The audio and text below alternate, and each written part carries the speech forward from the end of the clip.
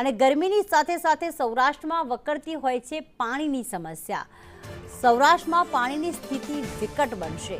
સૌરાષ્ટ્રના 141 ડેમમાં માત્ર 42.44% જ પાણીનો જથ્થો બચ્યો છે। સૌરાષ્ટ્રના અડધો ડઝન ડેમ તળિયા ઝાટક થઈ ગયા છે। જામનગર અને મોરબીમાં પણ જળ સંકટ તોળાઈ રહ્યું છે।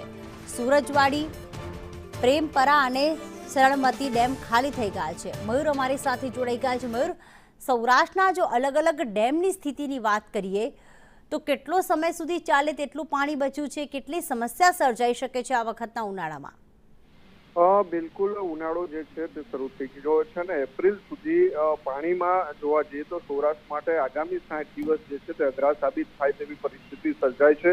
કારણ કે સૌરાષ્ટ્રના 141 ડેમમાં માત્ર 42.44% પાણી જે છે તે હાલ બચ્યું હોવાનું સામે આવ્યું છે। અંતરિયાળ વિસ્તારમાં આગામી દિવસોની અંદર સ્થિતિ બગડે તેવી પરિસ્થિતિ સર્જાય તેવું છે। સુરજવાડી, પ્રેમપરા, શરણમતી, સની અને રંગમતી ડેમ જે છે તે ખાલી થઈ ચૂક્યા છે। જામનગરના મોરબી અને જામનગરમાં અને મોરબીમાં તોડાતું જળ સંકટ જે છે તે પણ જોવા મળી રહ્યું છે। કારણ કે 17 ડેમમાં માત્ર 10% જેટલું પાણી બચ્યું છે અને 18 ડેમમાં 10 થી 20% જેટલું પાણી બચ્યું છે। એટલે કે સૌરાષ્ટ્રના અડધો ડઝન ડેમ એવા છે કે જ્યાં પાણીનું ટીપું પણ નથી। એટલે કે આગામી દિવસની અંદર પાણીની વિકટ પરિસ્થિતિ સર્જાય તો નવાય નહીં। આભાર મયુર તમામ વિગતો માટે।